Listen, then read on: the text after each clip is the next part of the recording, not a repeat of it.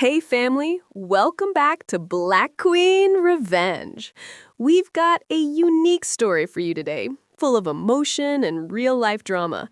If you love these stories, please like, comment, subscribe, and share your ideas for future videos. So, let's begin. The snow fell on Manhattan with a silent, suffocating grace, the kind that made the city's sharp edges seem like a faded charcoal sketch.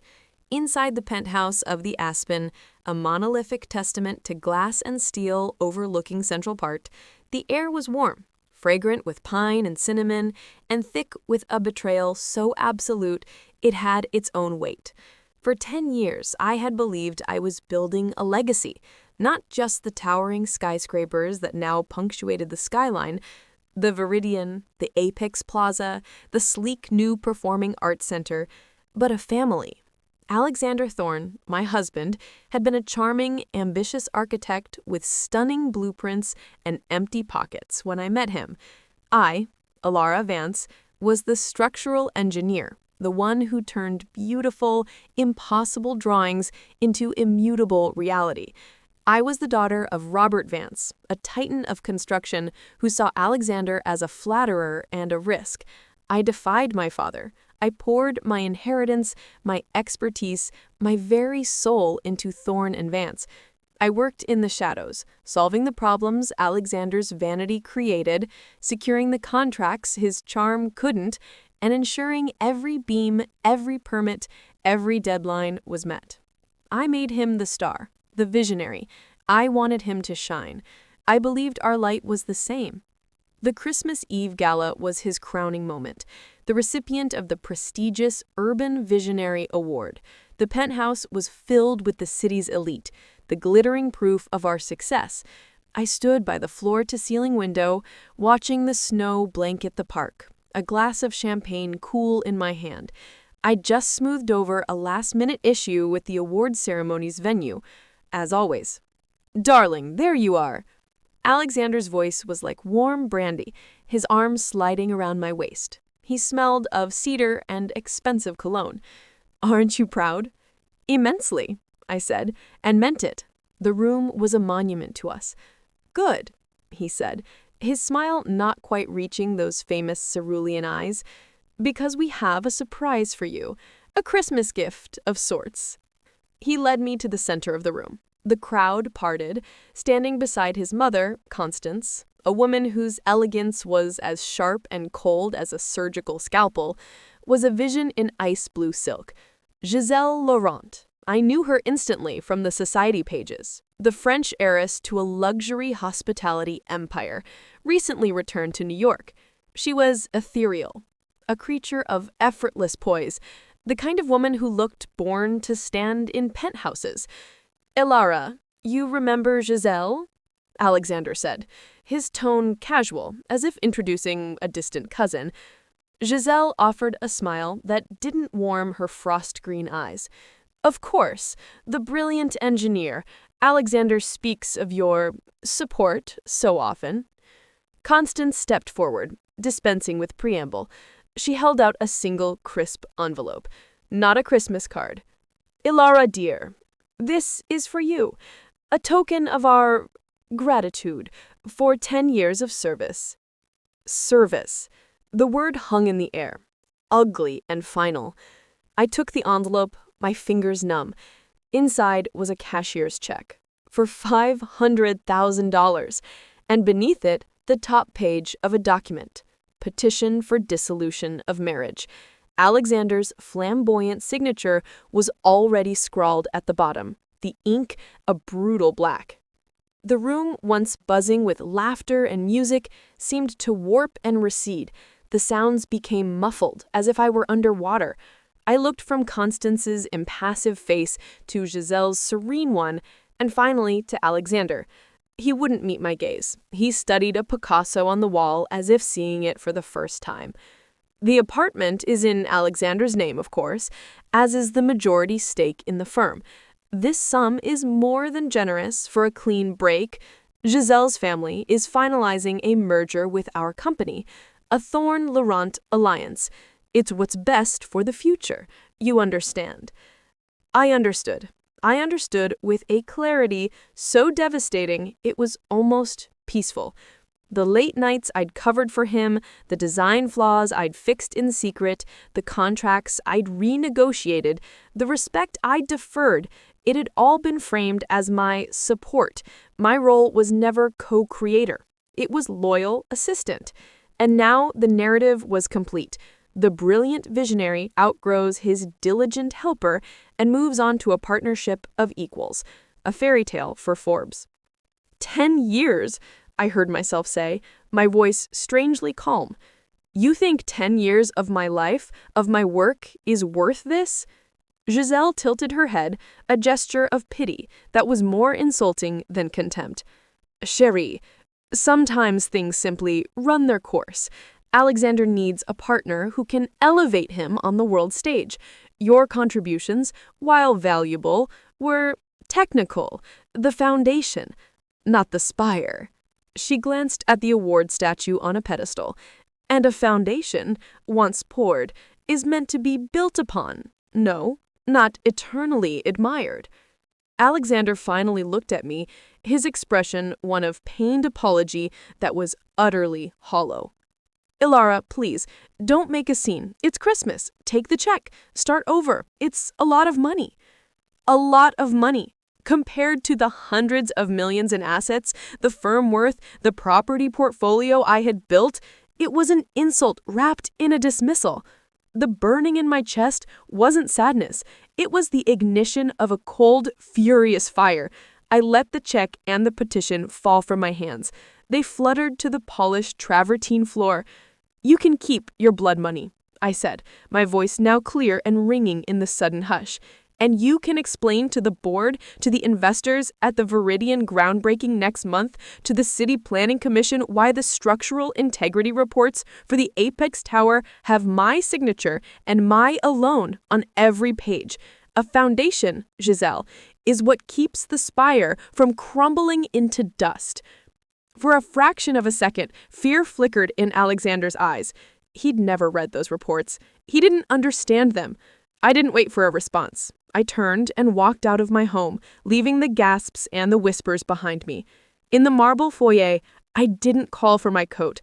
I simply walked to the elevator, descended 50 floors, and stepped out into the Christmas Eve blizzard. The cold was a physical slap. I wore only a sequined cocktail dress and thin heels. The snow soaked through immediately. I walked, directionless, the lights of the city blurring into streaks of gold and white through my tears, which froze almost as soon as they fell. I was a ghost in a glittering dress, vanishing into the storm. After blocks that felt like miles, a sharp, searing pain shot through my foot. I stumbled, falling against a broken, heavy bench. A broken heel. A fitting, ridiculous end. I sat there, shivering violently, watching the empty, snow-swept streets. I was about to slip into numb unconsciousness when I saw a figure huddled in a doorway across the street. An old man, wrapped in ragged layers, his feet bound in plastic bags. Without thinking, driven by a residual instinct to fix, to shore up, I hobbled over. I peeled off my sodden, ridiculous designer boots, strappy, delicate, worth more than he might see in a year, and said, "Here, take these. They're not practical, but they're dry inside. Sell them." The man looked up, his eyes wide and roomy in a face mapped with hardship. He didn't take the boots. He just stared at me, at my shaking form and the sparkling dress. Then he rasped, "You're the one out in the storm, miss. Keep 'em." "I'm done with them," I said, the truth of it absolute. I placed them beside him and turned, walking barefoot now in the deepening snow, the ice biting my feet with each step. I'd gone maybe 10 paces when I heard it.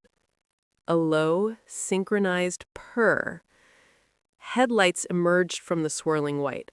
1 pair, then 3, then 6. Black, sleek, imposing. BMW X7s. They glided silently, surrounding the block, forming a perfect, intimidating circle with me at its center. The lead vehicle stopped directly in front of me. The passenger door opened. A man in a severe black overcoat and leather gloves stepped out. He was in his late 50s, with steel gray hair and a face that was both weathered and fiercely intelligent. His eyes were a pale, piercing blue. "Lara Vance?" he asked, his voice deep and quiet, yet carrying perfectly in the frozen air. Terror, a new and different kind, seized me. Had Alexander sent someone? Was this a threat? "Who are you?" I managed, wrapping my arms around myself. "My name is Alistair Croft. Your father sent me." My father? Robert Vance. The man I hadn't spoken to in 9 years, since I'd chosen Alexander over his advice. The man who'd told me, "He'll use you up and cast you aside. He's a facade with nothing behind it." "My father," I repeated, a hysterical laugh bubbling in my throat. "Of course, to gloat." Alistair's expression didn't change. "To retrieve you. He's been watching. He knew tonight would happen. He said to wait for the signal." "The signal?" "You giving your shoes away in a blizzard." A flicker of something like respect passed over his face. He said, "When she's stripped of everything, even her own protection, for a stranger. That's my daughter. That's when you bring her home. Get in the car, Miss Vance. You'll freeze to death." Home. The word had no meaning, but the warm air streaming from the car door did. Defeated, shattering, I let him guide me into the plush leather seat. As the convoy of black cars pulled away, I caught one last glimpse in the side mirror. The old man in the doorway was putting on my absurd, sparkling boots. Home was not my father's sprawling Connecticut estate, as I'd expected. It was an unassuming, fortress-like townhouse in the West Village, one I never knew he owned. Inside, it was warm, Spartan, and high-tech. My father waited in a book-lined study. He looked older, the lines on his face deeper, but his gaze was the same, fierce, impatient, and devastatingly perceptive. He didn't offer comfort. He handed me a thick robe and a mug of steaming bourbon-laced coffee. "Took you long enough to see it," he grunted. The dam broke. Not into tears, but into a torrent of rage, humiliation, and the detailed, technical recounting of every betrayal, every financial sleight of hand Alexander had pulled, every corner I'd cut to save his reputation that could now be a legal noose for me. My father listened, sipping his own drink. When I finished, spent and trembling again, he set down his glass. "Good." "Good? You're not whining. You're giving me a forensic analysis. That's what we need. You think this is about a man leaving you for a richer woman." He leaned forward. "This is a hostile takeover. Alexander and Constance didn't just betray you. They, with the Lorentz, are attempting to asset strip Thorne and Vance, leveraging the value you created to fuel their merger. That check wasn't alimony. It was a settlement to a former employee to avoid wrongful termination litigation. They've already rewritten history." He stood, walking to a secure monitor on the wall. With a few keystrokes, he brought up financial filings, offshore holding company registries, transfer deeds. "They've been planning this for at least 2 years, Alara. While you were saving the Apex Tower from his design flaw on the 40th floor cantilever, he was signing over the intellectual property rights for your modular green building system to a shell company in Luxembourg, a company owned by Giselle's brother. The pieces, the unexplained delays, the mysterious consultants Alexander had insisted on hiring, all clicked into a monstrous, premeditated scheme. The merger wasn't a romantic union, it was a corporate heist, and I was the mark. "The law won't help you enough," my father said flatly. "You were the genius in the background. The paperwork is a mess intentionally designed to blur ownership. A court battle would take years, bleed you dry, and in the meantime, they'd dismantle everything. You need to fight fire with a controlled demolition." He introduced me to his team, Alistair Croft, former MI6, now his head of security and special projects.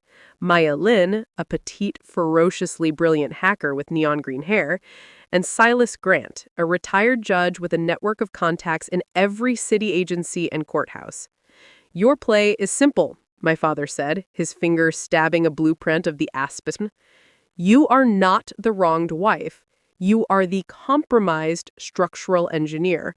You have concerns.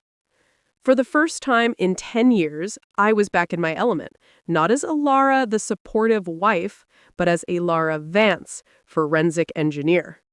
We devised a plan of exquisite, multi-layered revenge. I would return not with lawyers, but with a clipboard. I went back to the penthouse the next day, Boxing Day, with Alistair as my silent shadow. Alexander and Giselle were there, unpacking her crystal and art. I'm here for my professional tools and files, and to conduct a preliminary inspection. Inspection, Alexander scoffed, trying to regain his footing. This is my home.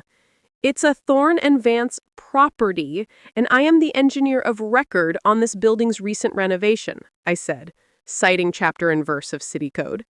Given the imminent change in occupancy and the emotional circumstances of my departure, a conflict of interest exists.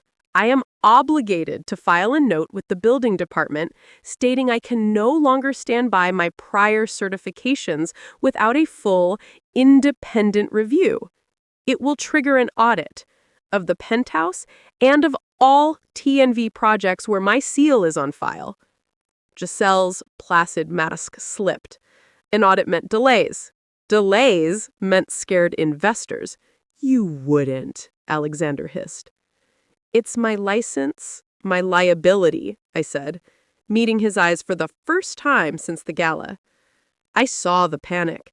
He'd always left the boring details of compliance to me.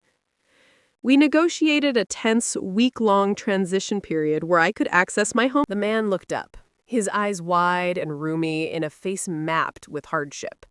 He didn't take the boots. He just stared at me, at my shaking form in the sparkling dress.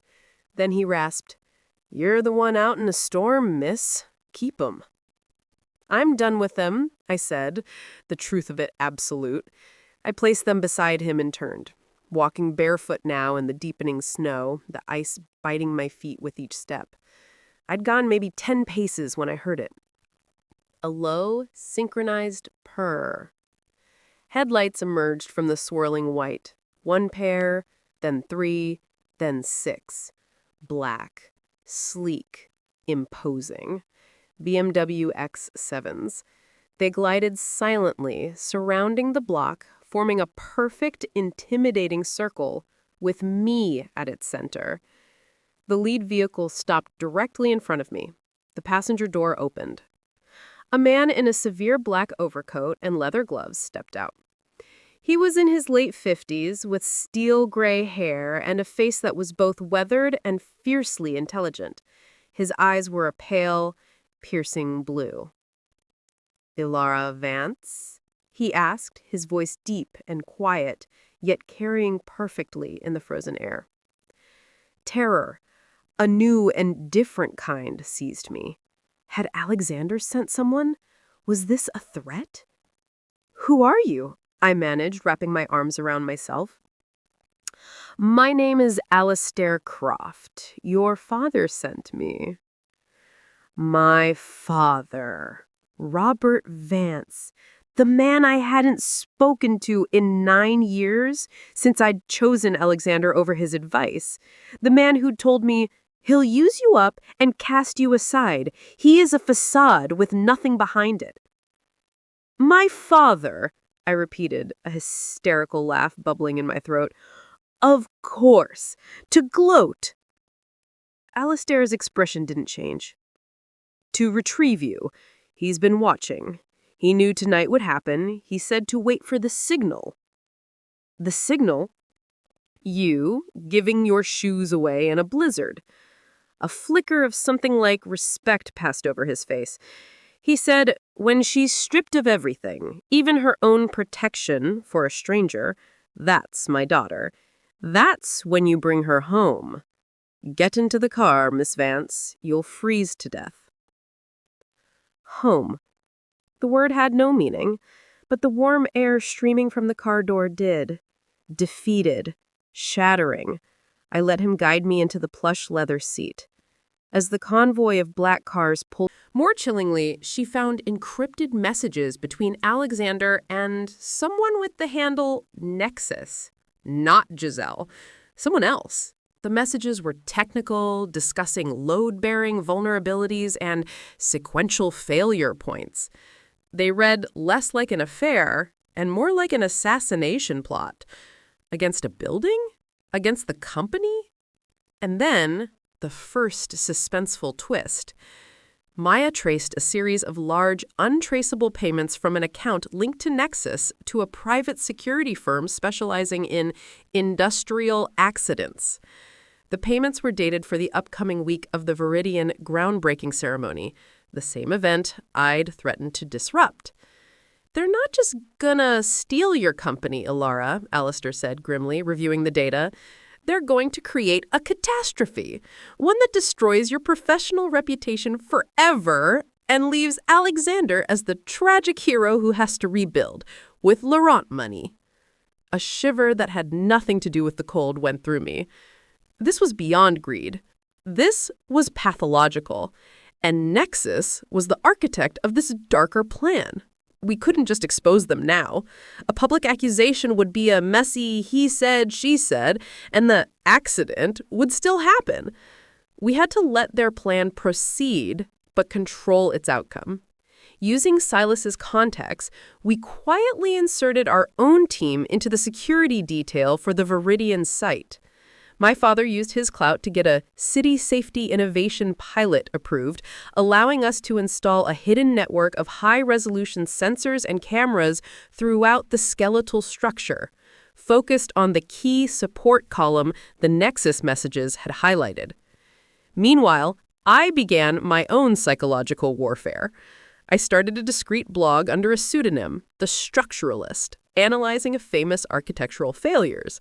My first post was an anonymized but recognizable critique of the Apex Tower's lobby design, highlighting a potentially fatal disregard for crowd load dynamics in evacuation scenarios. It was shared widely in industry circles. Alexander would know it was me. It would needle him, make him paranoid, and hopefully reckless. I also reached out, through a blind intermediary, to a lower-level, disgruntled project manager at TNV, Leo, who had always respected me. I fed him minor, verifiable irregularities, the library concrete, for instance. I knew he was honorable and scared. I gave him an anonymous tip line to report them, ensuring the first cracks in TNV's facade would come from within. The days were a blur of strategy, covert ops, and the gnawing anxiety of waiting for the other shoe to drop. I was staying in the West Village townhouse, my father a constant, gruff presence. One night, over a silent dinner, he said, "Your mother would be proud, not of the revenge, but of the precision." It was the closest he'd ever come to an apology for our estrangement or to acknowledging the love that underpinned his harshness. I just nodded, a lump in my throat. The night before the Viridian groundbreaking ceremony, the suspense peaked. Maya intercepted a new message from Nexus. Primary load column, level 12, thermal lance delivery confirmed for 10:05 a.m. Ensure Thorn is at podium, safe zone. The collapse must be vertical, contained to the staging area. The engineer's legacy will be rubble. My blood ran cold. They were going to use a thermal lance, an industrial cutting tool, to sever a critical column during the ceremony. They wanted a dramatic, localized collapse where the dignitaries would be. To kill? Or just to maim and terrify? And to frame me as the disgruntled former engineer who'd missed a fatal flaw? We had the time. We had the location. We had to act. The morning of the groundbreaking dawned clear and bitterly cold. The Viridian site was a canyon of steel and concrete, draped with red, white, and blue bunting. A stage was set up near the entrance. The air was full of the smell of diesel and fresh coffee. News vans lined the street. From a nondescript van parked a block away, I watched on multiple monitors. Alistair and his team were in place, blending in with the construction crew, the security, the caterers. My father and Silas were in a nearby building, with direct lines to the mayor's office and the police commissioner. I saw Alexander arrive with Giselle and Constance. He looked confident, glowing, giving interviews, the award-winning visionary. I saw Leo, the project manager, hovering nervously near the back. At 9:55 a.m., our cameras tracked two men in authentic-looking worker coveralls moving a large equipment crate towards the base of column G12 on level 12, the thermal lance. Our audio feeds picked up their coded radio check. Delivery in position, party starts at 5. "Move in," Alistair whispered into his comm. What happened next was a silent, efficient ballet. As the two saboteurs opened the crate, 4 of Alistair's men converged. There was no shout, no struggle, a brief, intense scuffle, and the men were subdued, their mouths covered, hands zip-tied, and led away through a pre-scouted blind spot in the fencing. The crate, now containing only inert metal bars, remained. At 10 a.m., Alexander took the podium. He began his speech, thanking the city, his partners, his family. He didn't mention me. At 10:05, the exact moment the collapse was meant to begin, my father gave the signal. Every official phone at the site, the police detail, the buildings commissioner, the head of the construction union, rang simultaneously. Every tablet and phone belonging to a reporter on the pre-approved media list pinged with an email. The subject line? Urgent, safety compromise at Viridian site. The email contained a dossier. Not the full damning nexus evidence, but enough. The faked stress reports, the bribed inspector confession secured by Silas, and the unauthorized material substitutions. And a clear, time-stamped video of the 2 would-be saboteurs being apprehended with the thermal lance. Chaos erupted, but a controlled one. The police moved swiftly to cordon off the stage. The building's commissioner, pale and furious, marched up to Alexander mid-sentence, followed by federal agents from the OSHA and FBI, who Alistair had quietly looped in. I watched on the monitor as Alexander's face transformed from pompous confidence to confusion, then to dawning, abject terror. He looked around for Giselle, but she was already being escorted away by a stern-looking woman in a suit. Constance stood frozen, her hand at her throat, her empire of lies collapsing in real time. Then I made my move. I stepped out of the van and walked towards the chaos. I wore a simple, authoritative black pantsuit, my hair pulled back. I carried a professional tablet. Reporters, sensing the true story, swarmed me. "Ms. Vance, Ilara, what's happening? Did you uncover this?" I stopped, turning to face the cameras. I didn't look at Alexander. I looked into the lenses. For a decade, my professional integrity was used to conceal negligence and fraud at Thorne and Vance. When I refused to be complicit in further dangerous compromises, I was removed. My concern was never personal. It was and will always be for the safety of the people who live in, work in, and walk past the buildings we create. The evidence you've seen is just the beginning. The full story, including the attempt to deliberately cause a collapse here today to cover up these crimes, will be provided to the authorities. The ground didn't literally break that day, but Alexander Thorne's world did. He was arrested on site for conspiracy, fraud, and attempted manslaughter. Giselle and Constance were taken in for questioning. The Laurent Group's stock plummeted and their merger vaporized. But Nexus was still out there, the mastermind. The aftermath was a media cyclone. I was painted as a whistleblowing hero, a modern-day Aaron Bronkovich with an engineering degree. Thorne and Vance was seized by creditors. My father, with typical ruthlessness, led at Vance Holdings' bid to buy the salvageable assets, the patents, the ongoing projects, for pennies on the dollar. He put me in charge of the new subsidiary, Vance Integrity Builders. The police tracked the Nexus payments to a series of dead ends. The identity remained a ghost. It gnawed at me. The revenge against Alexander was complete, but the presence of this shadow, this person who wanted me professionally destroyed or dead, left a cold void. Weeks later, while reviewing the personnel files from the old TNV for our new HR department, I saw a face that stopped me cold.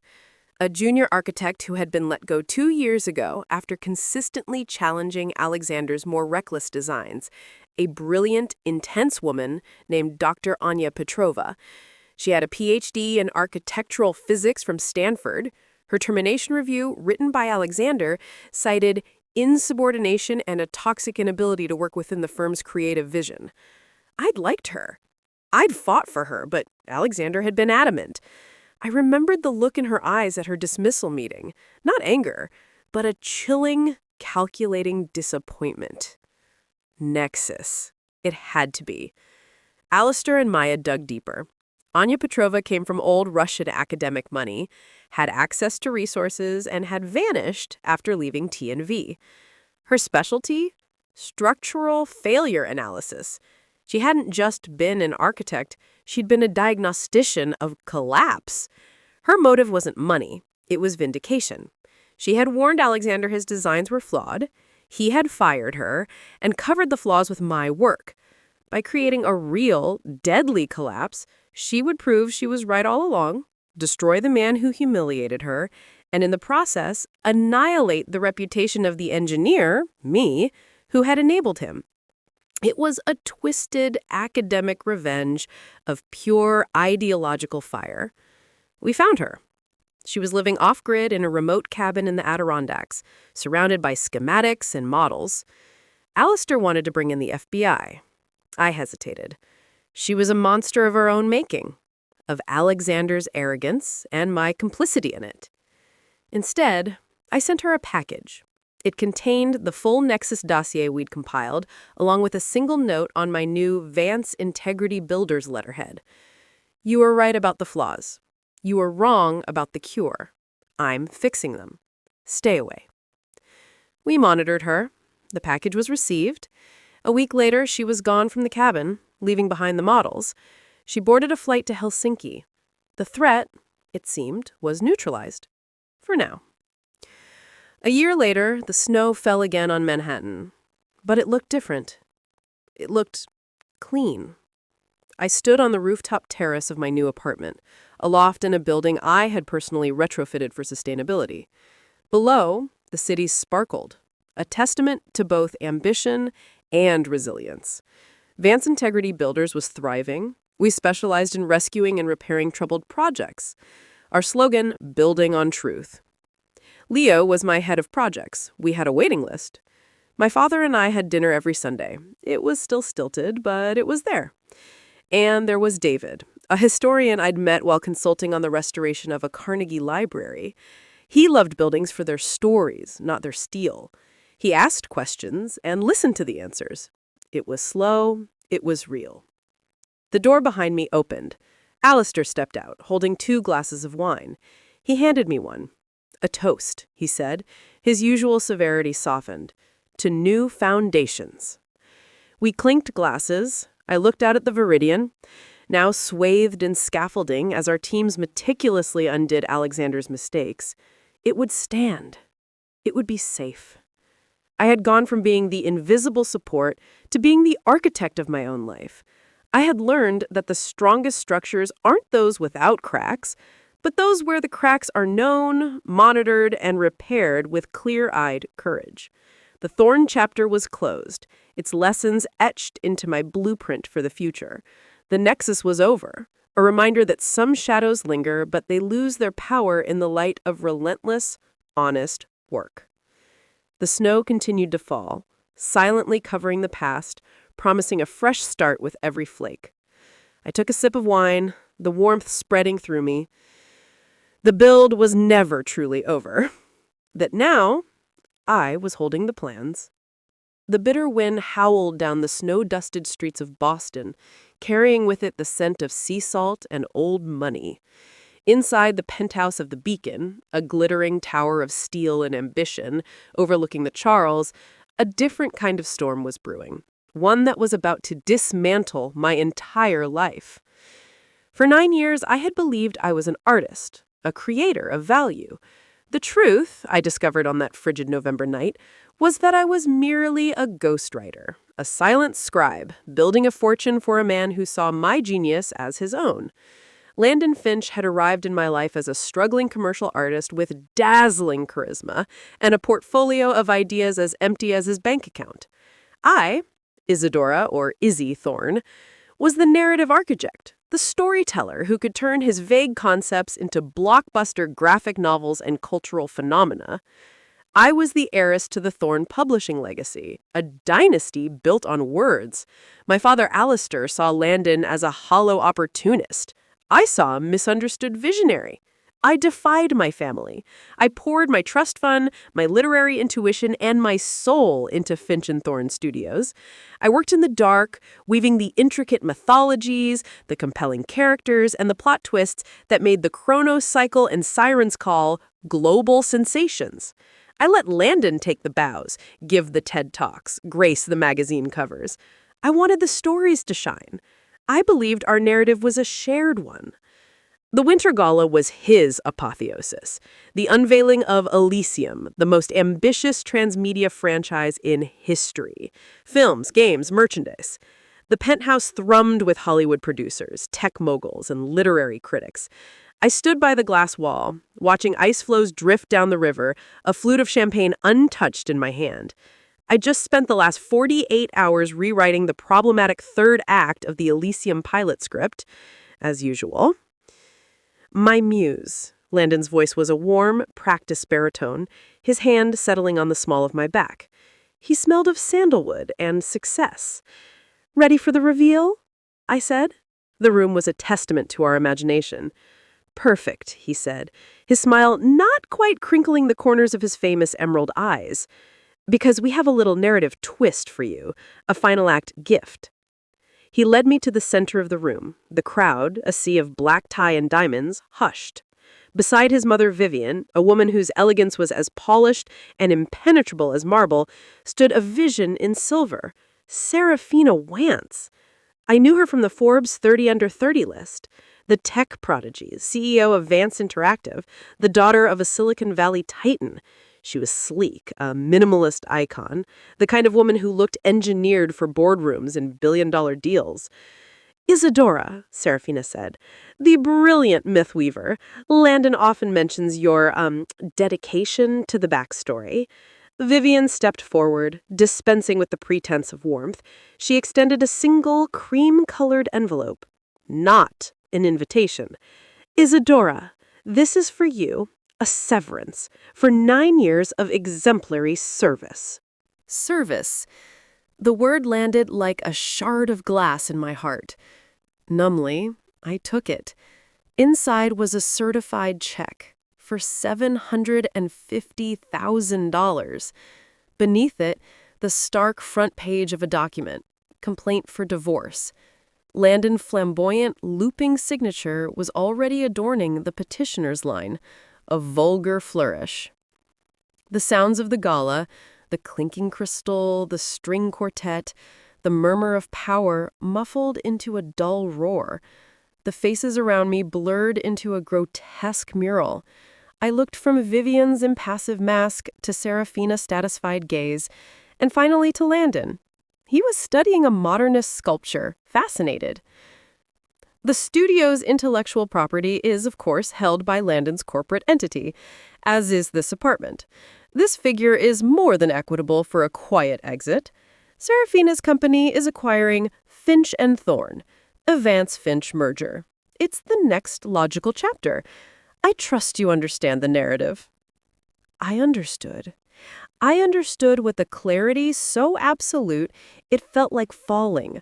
The deadlines I'd met for him, the plagiarized concepts I'd reworked into originality, the editors I'd placated, the credit I'd ceded, it had all been framed as my dedication. My role was never co-author. It was narrative assistant. And now the story was complete. The creative genius evolves beyond his loyal researcher and joins forces with a visionary of equal scale. A press release ready for the Wall Street Journal. 9 years? I whispered, the words scraping my throat. You think my life's work is worth this? Serafina tilted her head, a gesture of condescending pity. Izzy, all stories must end. Landon needs a partner who can architect futures, not just lore. Your world building, while deep, was provincial. The setting, not the hero's journey.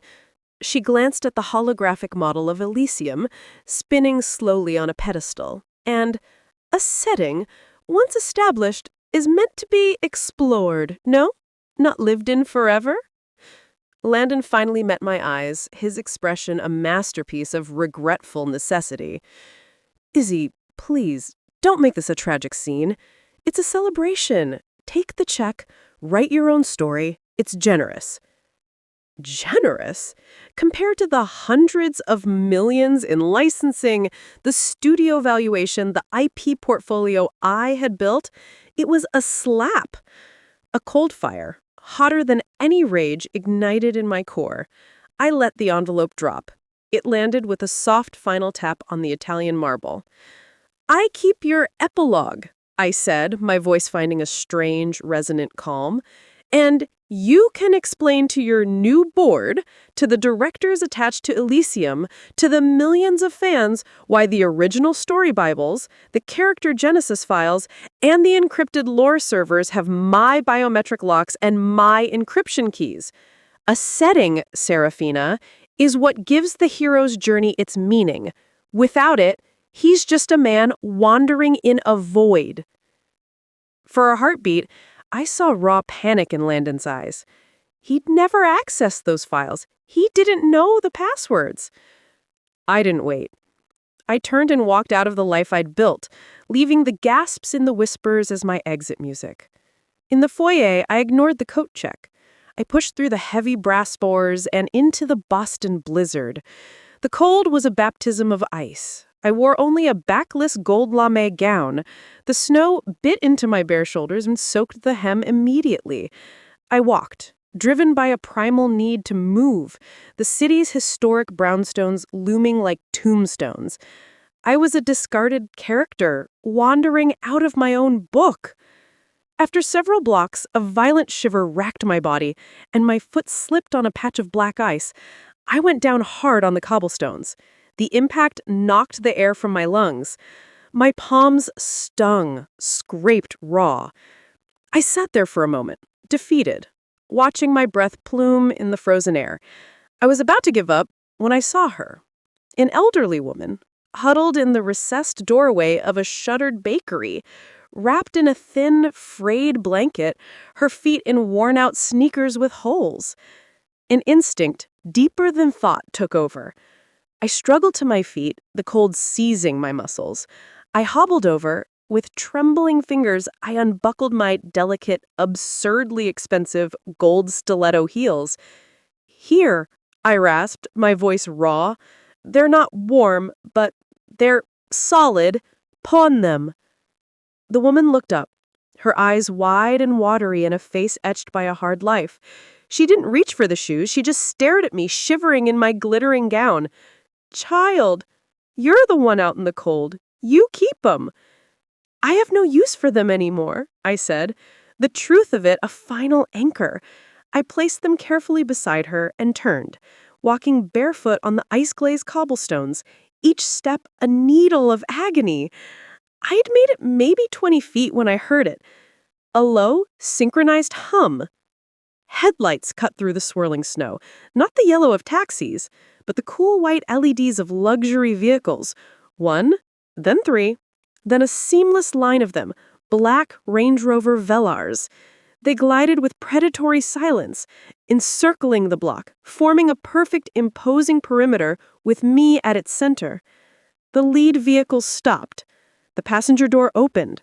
A woman in a tailored black wool coat and leather gloves emerged.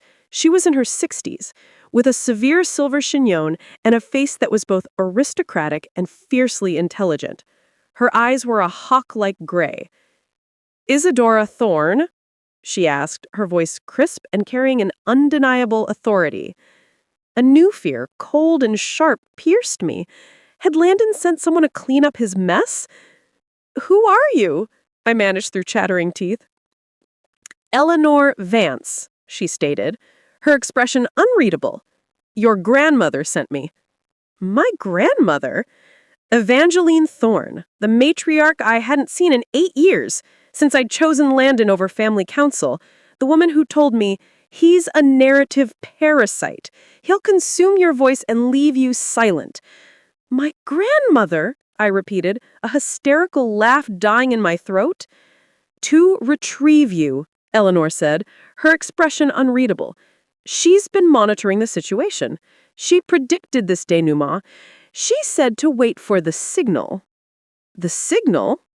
"You giving away your shoes in a blizzard." A faint, approving glint touched her eyes. She said, "When she's lost everything, even her own vanity, for a stranger, that's my granddaughter. That's when you bring her home. Get in the car, Miss Thorne. You are a thorn. You do not freeze on doorsteps." Home. The word was a foreign language, but the heated leather seat beckoned. Broken, I let her guide me into the warmth. As the convoy pulled away, I looked back. The old woman in the doorway was slipping her swollen feet into my sparkling, impractical heels. Home was not the Thorne family mansion on Beacon Hill. It was a discreet, fortress-like carriage house in the back bay, filled with first editions and smelling of old paper and vigilance. My grandmother waited in a library that felt like a command center. She was smaller than I remembered, but her gaze was a scalpel. She handed me a cashmere throw and a sniffer of brandy. "Took the villain's monologue to see the plot, did you?" she said, no warmth in her voice, only sharp assessment. The story spilled out of me, not a sob story, but a debrief. I listed every borrowed idea Landon claimed as his own, every contract clause that cleverly obscured my creative contribution, every non-disclosure agreement I'd signed that now felt like a gag order. Evangeline listened, swirling her brandy. When I finished, hollowed out, she gave a single, sharp nod. "Good." "Good?" "You're cataloging evidence, not weeping over a broken heart. That's what we require. You think this is about a man trading his muse for a CEO?" She leaned forward, her rings catching the firelight. "This is intellectual property theft on an industrial scale. Landon and Vivian, with the Vances, are attempting to perform a reverse merger. They're using the cultural capital you built to float Vance Interactive's stagnant stock. That check wasn't a divorce settlement. It was a buyout of a junior writer's work for hire. They've already revised the canon." She rose and moved to an ancient, though undoubtedly connected, writing desk with a few keystrokes on a sleek tablet. She brought up corporate registries, trademark filings, offshore holdings. "They began this rewrite over 18 months ago, Isadora. While you were crafting the cosmological rules for Elysium, he was quietly transferring the trademark for the Chronos cycle to a holding company in the Cayman Islands, a company controlled by Serafina's uncle. The unexplained legal reviews, the new brand consultants, the mysterious delays in my royalty statements, they all snapped into a chilling, premeditated narrative. The merger wasn't a love story. It was a hostile takeover, and I was the intellectual property being acquired. "The courts will be a slow, messy epilogue," my grandmother stated. "You were the ghost in the machine. The paper trail is a labyrinth by design. You must fight a story with a better story, a thriller." She introduced me to her counsel, Eleanor Vance, former Crown prosecutor, now her chief of security and narrative strategist; Kaito Tanaka, a serene, unnervingly gifted digital forensic specialist who could find a deleted pixel in a petabyte; and Marcus Thorne, a disbarred lawyer for being too good at finding loopholes, with connections in every guild, union, and regulatory body. Your strategy is this, my grandmother said, tracing a line on a schematic of the Finch and Thorn servers. You are not the jilted lover. You are the compromised creator.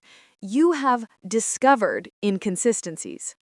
For the first time in 9 years, I was back in my element, not as Izzy, the supportive muse, but as Isadora Thorne, narrative analyst. We plotted a counter-narrative in 3 acts. Act 1. The plot hole. I would return, not with attorneys, but as a concerned creator. I went back to the penthouse 2 days later, with Eleanor a silent presence. Landon and Serafina were there, discussing UX interfaces for the Elysium app. I'm here for my personal creative journals and my archival drives, and to file a formal disclaimer. Disclaimer, Landon laughed, a brittle sound. Of what?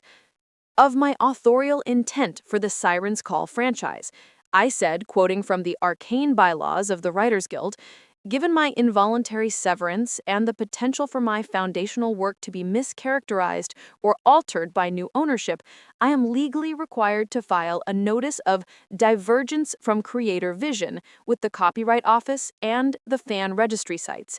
It will trigger a provenance audit of the entire Siren's Call canon. Serafina's cool composure flickered. An audit meant investor questions. Questions meant volatility. You're bluffing, Landon spat. It's my moral right, my legacy. I held his gaze. I saw the confusion. He'd never bothered with the dry paperwork of authorship. We bartered for a tense 5-day access period to my old studio and the company's creative cloud. It was all the time Kaito needed. Act 2. The unreliable narrator. While I visibly packed my reference books in original sketches, Kaito, from a hidden terminal in the carriage house, slipped into the F&T digital vaults. The story spilled out of me, not a sob story, but a debrief. I listed every borrowed idea Landon claimed as his own, every contract clause that cleverly obscured my creative contribution, every non-disclosure agreement I'd signed that now felt like a gag order. Evangeline listened, swirling her brandy. When I finished, hollowed out, she gave a single sharp nod. Good. Good? You're cataloging evidence, not weeping over a broken heart. That's what we require. You think this is about a man trading his muse for a CEO? She leaned forward, her rings catching the firelight. This is intellectual property theft on an industrial scale. Landon and Vivian, with the Vances, are attempting to perform a reverse merger. They're using the cultural capital you built to float Vance Interactive's stagnant stock. That check wasn't a divorce settlement. It was a buyout of a junior writer's work for hire. They've already revised the canon. She rose and moved to an ancient, though undoubtedly connected, writing desk. With a few keystrokes on a sleek tablet, she brought up corporate registries, trademark filings, offshore holdings. They began this rewrite over 18 months ago, Isadora. While you were crafting the cosmological rules for Elysium, he was quietly transferring the trademark for the Chronos cycle to a holding company in the Cayman Islands, a company controlled by Serafina's uncle. The unexplained legal reviews, the new brand consultants, the mysterious delays in my royalty statements, they all snapped into a chilling, premeditated narrative. The merger wasn't a love story. It was a hostile takeover, and I was the intellectual property being acquired. The courts will be a slow, messy epilogue, my grandmother stated. You were the ghost in the machine. The paper trail is a labyrinth by design. You must fight a story with a better story, a thriller. She introduced me to her counsel, Eleanor Vance, former Crown prosecutor, now her chief of security and narrative strategist, Kaito Tanaka, a serene, unnervingly gifted digital forensic specialist who could find a deleted pixel in a petabyte, and Marcus Thorne, a disbarred lawyer, for being too good at finding loopholes, with connections in every guild, union, and regulatory body. Your strategy is this, my grandmother said. tracing a line on a schematic of the Finch and Thorn servers. You are not the jilted lover. You are the compromised creator. You have discovered inconsistencies. For the first time in 9 years, I was back in my element, not as Izzy, the supportive muse, but as Isadora Thorne, narrative analyst. We plotted a counter-narrative in 3 acts. Act 1, the plot hole. I would return, not with attorneys, but as a concerned creator. I went back to the penthouse 2 days later, with Eleanor a silent presence. Landon and Serafina were there, discussing UX interfaces for the Elysium app. I'm here for my personal creative journals and my archival drives, and to file a formal disclaimer. Disclaimer, Landon laughed, a brittle sound. Of what? Of my authorial intent for the Siren's Call franchise, given my involuntary severance and the potential for my foundational work to be mischaracterized or altered by new ownership, I am legally required to file a notice of divergence from creator vision with the Copyright Office and the fan registry sites. It will trigger a provenance audit. The entire Siren's Call canon. Serafina's cool composure flickered. An audit meant investor questions. Questions meant volatility. You're bluffing, Landon spat. It's my moral right, my legacy. I held his gaze. I saw the confusion. He'd never bothered with the dry paperwork of authorship. We bartered for a tense 5-day access period to my old studio and the company's creative cloud. It was all the time Kaito needed. Act 2, the unreliable narrator. While I visibly packed my reference books and original sketches, Kaito, from a hidden terminal in the carriage house, slipped into the Finch and Thorne digital vaults. He didn't just look for stolen IP. He looked for the secrets Landon thought were buried in subfolders. The focus group reports that showed the original darker ending for Kronos tested better, which Landon changed for toy sales. The plagiarized panel layouts from obscure European comics, the fake diversity sensitivity reports for the Elysium script. More ominously, he found a hidden chat server. Landon wasn't just talking to Serafina. There was a third party, codenamed the Editor. The logs were chillingly creative. They discussed narrative collapse, character assassination, and irreparable canon damage. It read like planning the murder of a fictional world, or a real reputation. And then the first twist. Kaito traced a series of untraceable crypto transfers from a wallet linked to the Editor to a notorious troll farm known for online harassment campaigns and leaking spoilers. The transfers were scheduled for the week of the Elysium launch party, the very event I could now disrupt. They're not just stealing your worlds, Isadora, Eleanor said, her voice grave. They're going to destroy them, orchestrate a massive, toxic fan backlash, leak false plot lines, accuse you of being the hack who ruined the lore. They'll make Landon the savior who returns to the original vision after buying out your toxic influence. It's reputation murder. A chill that had nothing to do with the carriage house settled in my bones. The days were a whirlwind of strategy, digital sleuthing, and the taut suspense of waiting for the launch. I lived in the carriage house, my grandmother a constant, formidable presence. One evening, over a silent game of chess, she moved her queen decisively. Your grandfather would be impressed, not by the vengeance, by the narrative symmetry. It was the closest to an endorsement I would ever get. I simply nodded. The night before the Elysium launch party, the suspense climaxed. Kaito intercepted a new directive from the Editor. Primary leak target, Elysium ending, Draft 3, Izzy's dark version. Package includes fabricated emails showing her sabotaging Serafina's inclusive changes. Delivery to key fan influencers 9 a.m. tomorrow. Ensure Finch is on Good Morning America for damage control. Her name must be mud before the champagne is poured. My blood turned to ice. They were going to leak my original, unpublished work, frame it as a racist, sexist draft, and paint me as the bigot Landon had to save the franchise from. They wanted to burn my career to the ground and sow salt in the ashes. We had the content, we had the delivery method, we had to act. The day of the launch party dawned clear and bright. the snow piled in dirty banks. The event was at the Museum of Fine Arts, a temple of culture fitting for a franchise ambition. The air buzzed with celebrity and corporate anticipation. From a nondescript service van parked in a loading bay, I watched on Kaito's banks of monitors. Eleanor's team was in place, posing as AV techs, caterers, and security. My grandmother and Marcus were in a nearby hotel suite with direct lines to the heads of the major film studios and streaming services. I saw Landon arrive with Serafina and Vivian. He looked triumphant, the maestro. I saw Chloe, the artist, hovering near the bar, a nervous energy about her.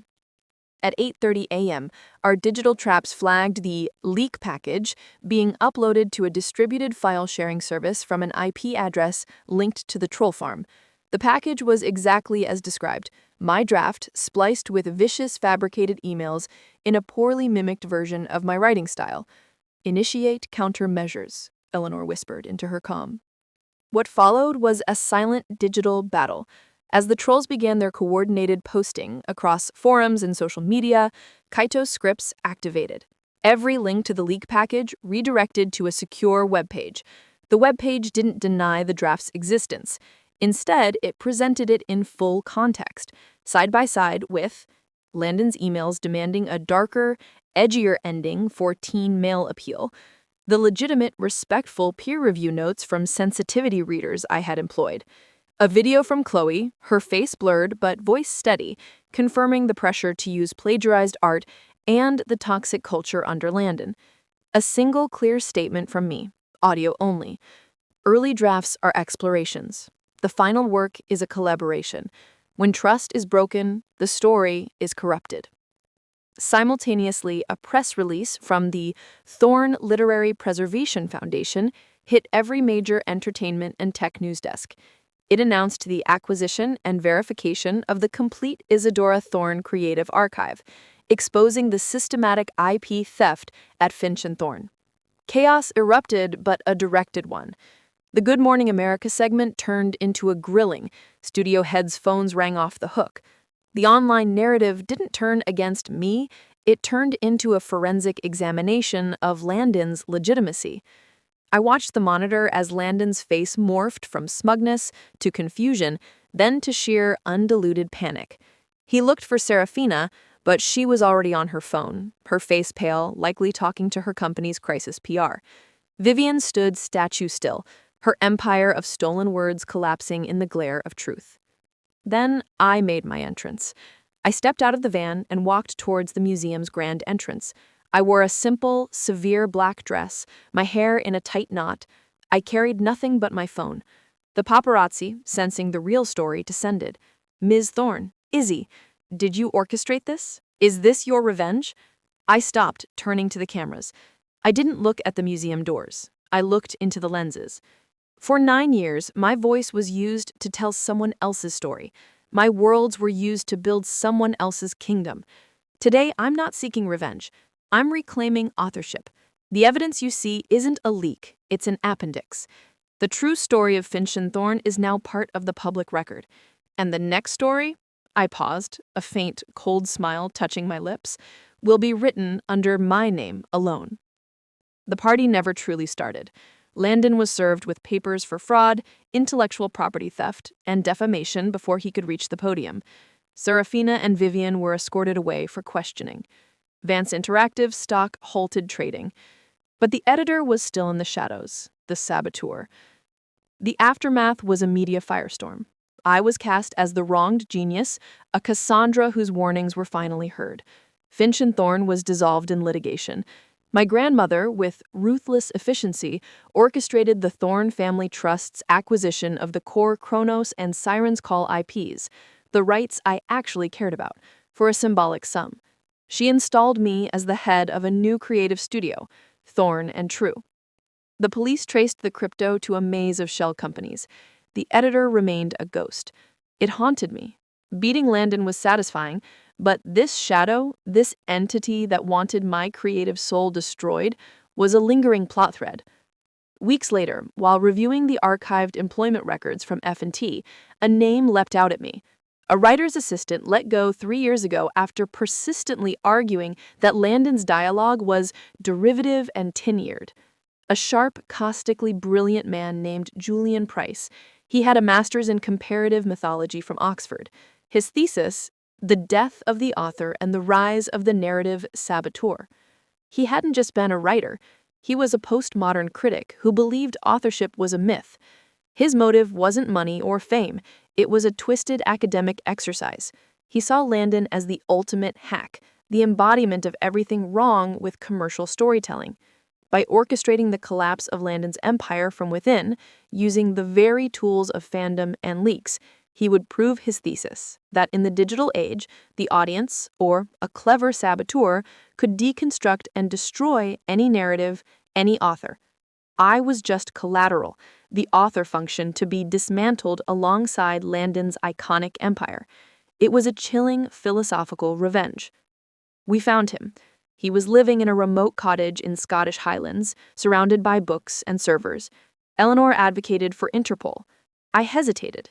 He was a monster born from Landon's Philistinism and my own passive complicity. Instead, I sent him a parcel. It contained a beautifully bound blanc blanc.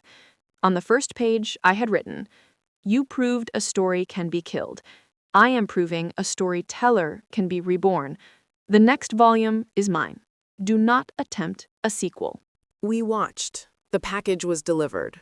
A week later, he was gone from the cottage, leaving the servers wiped. He boarded a freighter to Argentina. The threat, it seemed, was contained. For now. A year later, the snow fell on Boston again, but it looked like a clean sheet of paper. I stood on the balcony of my new study, a light-filled loft in a converted warehouse. Below, the city hummed, a tapestry of endless stories. Thorn and True was flourishing. We championed forgotten myths and new voices. Our tagline, Stories with a Spine. Chloe was my art director. We had a slate of projects that thrilled me. My grandmother and I took tea every Wednesday. It was still a verbal fencing match, but it was our ritual. And there was Ben, a rare book archivist I'd met while authenticating a lost manuscript. He loved stories for their history, not their hype. He asked about process, not profit. It was quiet. It was real. The door opened. Eleanor entered, holding 2 cups of strong English tea. She handed me one. "A toast," she said, the ghost of a smile on her lips. "To new chapters." We touched cups. I looked across the river towards the gleaming tower that once housed my prison. It was just a building now. I had gone from being the silent partner to being the author of my destiny. I had learned that the most powerful stories aren't those without conflict, but those where the hero reclaims her own pen. The Landon Finch chapter was closed, its lessons inked into my writer's soul. The suspense of the editor was over, a reminder that some critics live to deconstruct, but creators must always build anew. The snow fell, erasing the old lines, offering a fresh page with every flake. I took a sip of tea, the warmth spreading through me. The story was never truly finished. But now, I was holding the pen. The cursor blinked on a blank screen, pulsing with infinite potential. I began to type. 6 months after Julian Price vanished into the South Atlantic mist, a peculiar package arrived at Thorn and True. It was a slim, hand-bound volume, the cover tooled in exquisite, unfamiliar leather. Inside, the pages were blank except for the first. A single line of elegant calligraphic script read, "Every resurrection requires a sacrifice, even yours." It was unsigned. The postmark was smudged, unreadable. Eleanor had it analyzed. The leather was goatskin, common, untraceable. The ink was standard India ink. The paper was high quality, but mass-produced. It was a message designed to unnerve, not to be traced. "It's him," I said, my voice flat. We watched. The package was delivered. A week later, he was gone from the cottage, leaving the servers wiped. He boarded a freighter to Argentina. The threat, it seemed, was contained. For now. A year later, the snow fell on Boston again, but it looked like a clean sheet of paper. I stood on the balcony of my new study, a light-filled loft in a converted warehouse. Below, the city hummed, a tapestry of endless stories. Thorn and True was flourishing. We championed forgotten myths and new voices. Our tagline, stories with a spine. Chloe was my art director. We had a slate of projects that thrilled me. My grandmother and I took tea every Wednesday. It was still a verbal fencing match, but it was our ritual. And there was Ben, a rare book archivist I'd met while authenticating a lost manuscript. He loved stories for their history, not their hype. He asked about process, not profit. It was quiet. It was real. The door opened. Eleanor entered holding 2 cups of strong English tea. She handed me one. "A toast," she said, the ghost of a smile on her lips. "To new chapters." We touched cups. I looked across the river towards the gleaming tower that once housed my prison. It was just building now. I had gone from being the silent partner to being the author of my destiny. I had learned that the most powerful stories aren't those without conflict, but those where the hero reclaims her own pen. The Landon Finch chapter was closed, its lessons inked into my writer's soul. The suspense of the editor was over, a reminder that some critics live to deconstruct, but creators must always build anew. The snow fell, erasing the old lines, offering a fresh page with every flake. I took a sip of tea, the warmth spreading through me. The story was never truly finished, but now I was holding the pen. The cursor blinked on a blank screen, pulsing with infinite potential. I began to type. 6 months after Julian Price vanished into the South Atlantic mist, a peculiar package arrived at Thorn and True. It was a slim, hand-bound volume, the cover tooled in exquisite, unfamiliar leather. Inside, the pages were blank except for the first. A single line of elegant calligraphic script read, "Every resurrection requires a sacrifice, even yours." It was unsigned, the postmark was smudged, unreadable. Eleanor had it analyzed. The leather was goatskin, common, untraceable. The ink was standard India ink.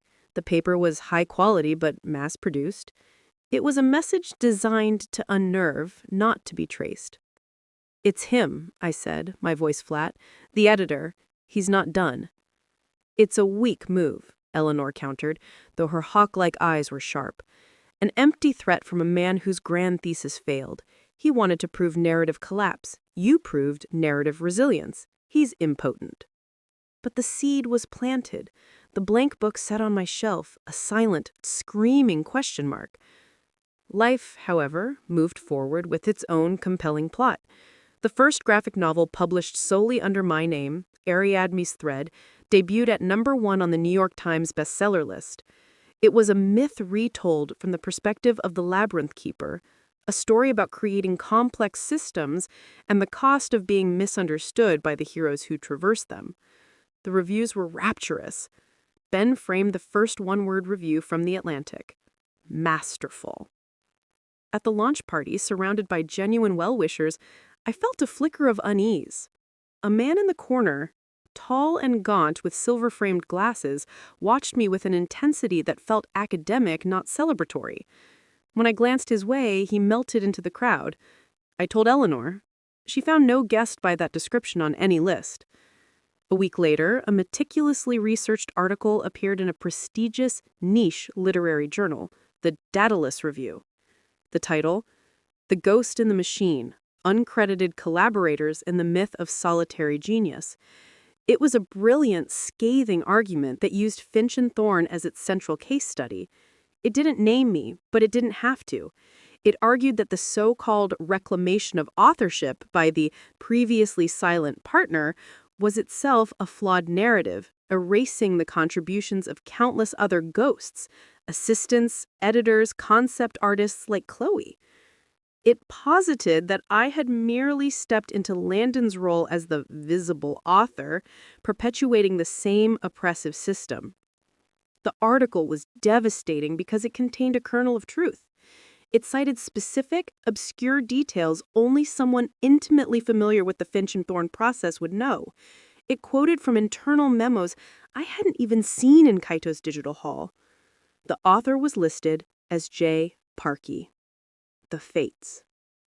"It's Julian," I said to my grandmother, the journal shaking in my hand. "He's shifting his thesis. He failed to destroy the author, so now he's trying to deconstruct me, to prove I'm just another iteration of the problem." Evangeline read the article, her lips a thin line. "It's clever. He's using your own victory against you, turning your empowerment into a critique of systemic inequity, with you as the new face of the system." What do I do? Ignore it? Respond? You engage, but not on his terms.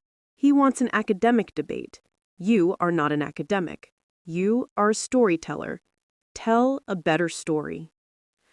So I did. In my next interview, when the Daedalus Review piece was inevitably mentioned, I smiled. I read it. It's a fascinating argument. It reminds me that stories are never created in a vacuum. At Thorn and True, we're trying to change that system from the within. I announced the Loom Initiative, a transparent profit-sharing program and guaranteed credit for every contributor, from the intern who fetched coffee to the lead artist. We published our standard contracts online. We made the invisible visible. The press loved it.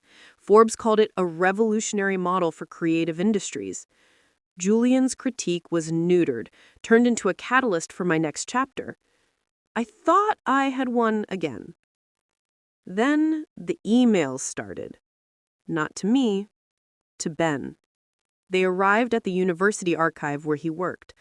Detailed, anonymous messages about me. Not lies, but curated truths. Excerpts from my teenage diaries. How had he gotten those?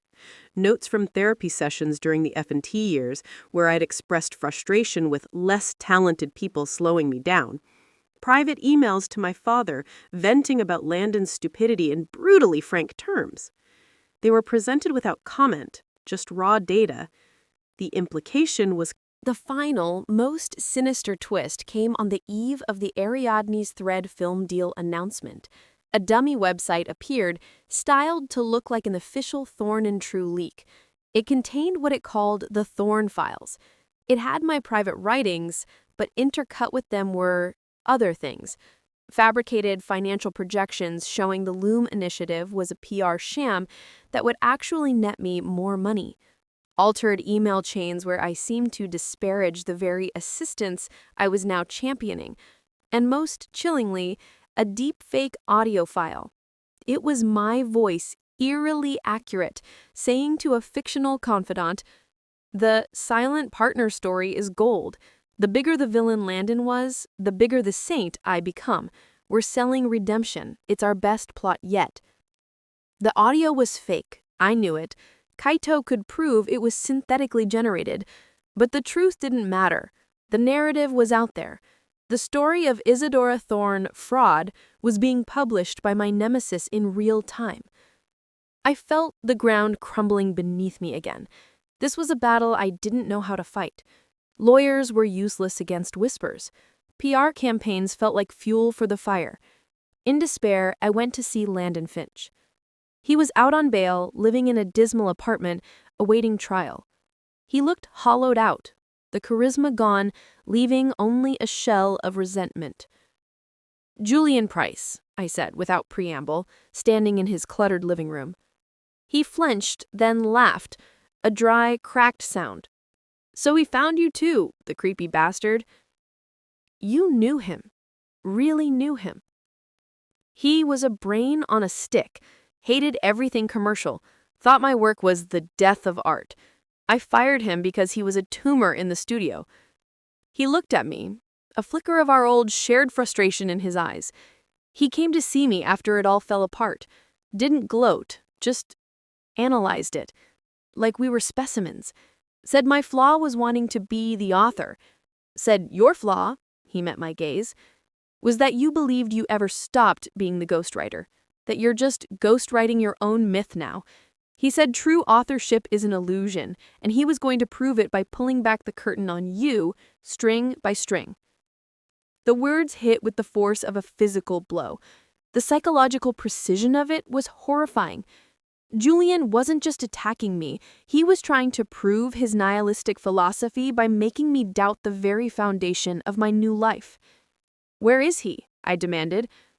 "How should I know?" he sneered, but then his expression shifted. He did mention something weird. Said he needed a pristine canvas for his final critique. Some town in Vermont. Stowe? No. Shelburne. Said it had a beautifully blank quality. Shelburne, Vermont. A picture postcard town on the shores of Lake Champlain. Quaint, quiet, the opposite of the digital maelstrom Julian was orchestrating. Eleanor, Kaito, and I arrived in a nondescript sedan. We'd told no one, not even my grandmother. This was an ending I needed to write myself. We found him not in a remote cottage, but in a charming, sunlit studio apartment above a bookshop on the main street. He was sitting at a simple desk, typing on a laptop. He looked up when I entered alone. He wasn't gaunt or sinister looking. He was a pleasant-faced man in his late 30s, with thoughtful eyes and a slight smile. "Isadora," he said, as if welcoming a student to a tutorial. "I wondered if you'd follow the breadcrumbs." Landon was always terrible with subtext. "It ends, Julian," I said, my voice trembling with suppressed fury. "It does?" he asked, gesturing to a chair. "Sit, please. The final act deserves a conversation." I remained standing. "You're trying to destroy me with my own story." "No," he corrected gently. "I'm completing your story. The story you and Landon built. The genius and the muse, the villain and the heroine. It was a crude fairy tale. I'm writing the critical commentary. I'm showing the footnotes, the marginalia, the ugly first drafts. I'm proving that Isadora Thorne, author, is just as constructed, just as flawed, just as dependent on unseen hands and convenient narratives as Landon Finch, visionary, ever was. I'm giving people credit. The Loom Initiative is a brilliant narrative device," he interrupted. "It perfectly fits your arc, the wounded healer who fixes the system. It's superb character development. But it's still part of the story. You're still the protagonist. You haven't broken the cycle. You've just assumed the protagonist role. I'm decentering you. It's nothing personal. It's literary theory." The cold, academic purity of his malice was breathtaking. "So you ruin Ben's life? Poison my relationships? That's literary theory?" For the first time, a flicker of something less detached crossed his face. "Collateral damage. Necessary to demonstrate that no author is an island. That our stories bleed into others' lives, often with toxic consequences. You used Landon's villainy to fuel your rise. I am simply using the tools of your new life, transparency, scrutiny, the public narrative, to show its inherent contradictions." I finally sat down, the fight draining out of me, replaced by a cold, clear understanding. I couldn't beat him with lawyers, or PR, or counter-narratives. He would always be one step ahead, always ready to deconstruct. So I changed the genre. "You're right," I said softly, looking down at my hands. He leaned forward, intrigued. "I am?" "You're absolutely right. Isadora Thorne, author, is a construct. It's a story I'm telling. Just like Landon Finch, visionary, was, just like Julian Price, the editor, is." He stiffened. "You think you're outside the narrative, Julian. But this whole campaign, the blank book, the article, the emails, the deep fakes, leading me here to this quiet little town for a climactic confrontation. This is your story. You're not deconstructing my myth. You're painstakingly constructing your own. The brilliant, misunderstood scholar who alone sees the truth, who takes down the hypocritical icon. It's a gorgeous, classic trope. The tragic, purist intellectual versus the corrupt, popular success. You've cast yourself perfectly. His pleasant expression was gone. That's reductive. It's accurate. You talk about ghosts, Julian, but you're the real ghost. You haunt other people's stories because you're terrified no one will ever read your own. So you insert yourself into theirs as the critic, the saboteur, the editor. You're not proving authorship is an illusion. You're proving your own profound irrelevance unless you're parasitically attached to someone else's work. His face was pale now. I had struck the core of him. So here's my offer, I said, standing. The final edit. You stop. You vanish. You truly disappear. Not to Argentina, but into a life. Write your own damn book. Put your name on it, and I will never mention you, never think of you, never give you the satisfaction of being a footnote in my story again. I walked to the door, and I said, turning back, you continue, and I will release everything Kaido has on you. Not to the police, but to the Daedalus Review. Your emails to the troll farms, your crypto payments, your psychological profile. We'll title it The Narcissism of Critical Theory, a case study in narrative malpractice. We'll make you the protagonist of the most embarrassing story imaginable. A petty, jealous hack, not a tragic intellectual, a joke. The silence in the sunlit room was absolute. The color had drained completely from his face. I had done what he feared most. I had attempted to author him. You wouldn't, he whispered. Try me. And I walked out. Eleanor was waiting in the car. Well? I said, watching the bookshop window. He'll disappear. For real this time. He can't risk being written as a fool. It's the only thing he truly fears. A year later, there was no blank book, no cryptic articles, no poisoned emails. Julian Price ceased to exist in any form that touched my life. Rumor had it, a dense, unreadable monograph on postmodern antagonism was published by a tiny university press in Norway under the name J. Parke. It sold 17 copies. The Ariadne's Thread film went into production with a clause in every contract inspired by the Loom Initiative. Ben and I got engaged in the rare book stacks where we met. He had read all of the Thorn files and shrugged, "Everyone has messy drafts, Izzy. I loved the final version." My grandmother passed the stewardship of the family trust fully to me. Her last words to me were, "Don't just tell stories, girl. Be a good one."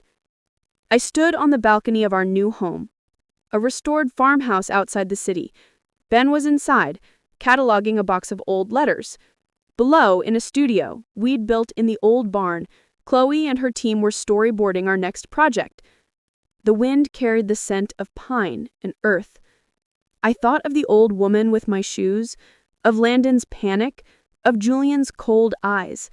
I thought of the blank page that used to terrify me, and the multitude of voices, seen and unseen, that now helped me fill it. The greatest suspense had not been in the threats, but in the silence that followed my choice to create, not destroy.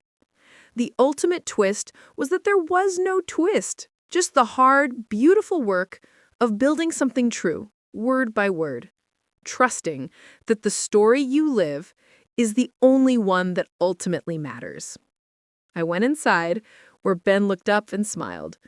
The cursor on my laptop glowed on the screen, patiently waiting. This time, the story I was about to write was ours, and it was just beginning.